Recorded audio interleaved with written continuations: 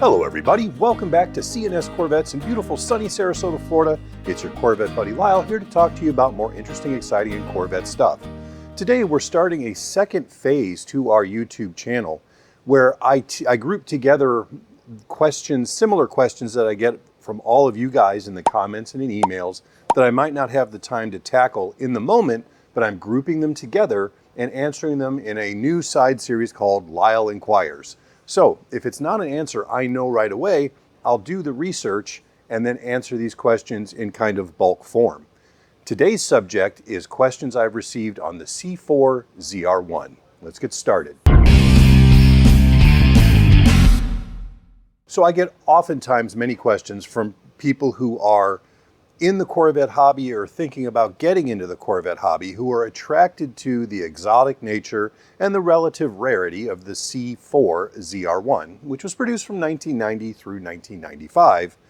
And their questions revolve around a bunch of different things. One of the questions I get frequently is the LT5 engine reliable? Well, the answer to that question is, by and large, yes, it is. This was an engine that was designed in cooperation with Lotus Engineering, and it was given to Mercruiser, which was a division of Mercury Marine, to build because they were known for their precision engine building, especially where aluminum engines were concerned. It is a very, very European style engine. It was the only engine at that time that GM had built that you could legitimately say was a competitor for the power plants from places like Ferrari or Lamborghini or Aston Martin. It did a lot of cool things. Granted, it did them at a higher RPM than we are used to with, the normal pushrod overhead valve V8, but this engine was much more high performance, was capable of much higher speeds and higher sustained time at those speeds without running out of breath or hurting itself. There was a generation 1 of this engine that was used in 90, 91, and I think 92 that had the 375 horsepower. The Gen 2 version of that, I believe, was introduced in 1993 with 405 horses, and they did actually have some pre-development going on a third generation of the LT5. Don't know what the power ratio would have been on that, but it was supposed to be a fairly substantial bump. But there was a problem. That engine was built outside of GM and it was expensive. Part of the reason that the ZR1 was double the cost of a base LT1 coupe. As we reached the mid-90s, the LS1, which was being completely developed in-house at GM, was getting all the priority, and it was also completely less expensive to build than the LT5. So the LT5 kind of got set aside, then they put all their eggs in the LS1 basket. I think that was the right answer because we've seen what the LS engine architecture has brought us over the last 20 some years, and it's been phenomenal. It's been a great thing not only for Corvette, but for anybody who wants to repower an older car with a drop-in engine. The LS is the go-to choice in these days. Are ZR1s expensive to buy and expensive to maintain in 2025? Yes and no. If you want a museum piece with 300 original miles on it that has never had anybody sit in the driver's seat and has been rubbed with a diaper every day of its life, you're going to pay big money, $60,000, $70,000, $80,000 or more. If you want a C4 ZR1 to drive that has some miles on it, but it's been well maintained, you can pick one up anywhere from $20,000 to $30,000. Now, the 90 and 91 model years are going to be the least expensive because they made the most of them in those years. Starting in 1992, they dropped production to 502 units, and I don't think they exceeded 502 units again through 1995. So those are much more rare. They're also the higher horsepower, which is, quote, more desirable. Ownership costs, realistically, are going to be about the same as a normal LT1 Corvette of the same year, or a L98 in a 1990 or 91. They're going to be roughly about the same because the majority of the car is still C4 Corvette.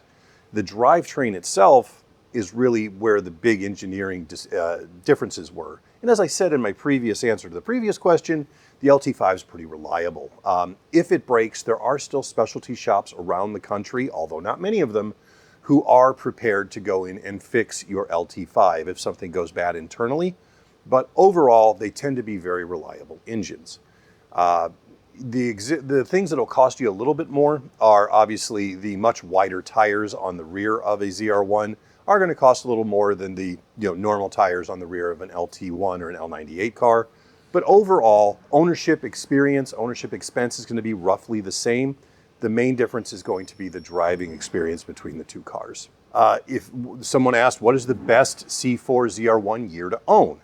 Honestly, there's two answers to that question. On paper, the best one to own is a nice 1995 in excellent condition, because 1995 was the best, most reliable Corvette they ever built. This is well known in the Corvette community. 1995, and specifically the 1995 ZR1, was the most well-built car that they've ever put out in the Corvette line. It's also the last year of production, and also, of course, it's going to be very limited production. So that is going to be, for investment purposes, the best one to buy. If you want something to drive, the best one to buy is the one you can find for a good price with good maintenance history that is in very good condition mechanically to excellent condition, and one that you're going to enjoy. Really, that's it. The prices are pretty all over the board on these cars, but on something that's been driven regularly, has 30, 40, 50, 60,000 miles on it, you should be able to pick one up in nice nick for 20 to 30 grand. We've had several ZR1s in here over the years. One I remember in particular was a yellow 1991 that had 32,000 miles on it, belonged to a retired policeman from Chicago who had moved down here to Florida in Sarasota. And he had a slight boo-boo where he ran into something in the right front corner and messed up the front bumper and messed up the headlight, gouged up the hood. So we provided the parts. One of the body shops nearby did the paint work and everything. And then when he got it back, his health began to fail, so he decided to sell it. We bought it. And now this is, gosh, we're talking probably almost 20 years ago that we did this. We ended up selling that car for $15,500 and made money on it. And I mean, you won't find that car in that condition for that money today, but back then, we were very happy to do that. What makes the C4 ZR1 special? Another customer question. The exotic nature of it, the stretching of normal boundaries that GM normally wouldn't have crossed to create something that awesome. I think, though, that it is largely remembered as an engineering marvel for its time, but more or less a missed opportunity, because they made the car so much more expensive than the base car. But as of 1991, if you put them next to each other, they were almost indistinguishable from each other.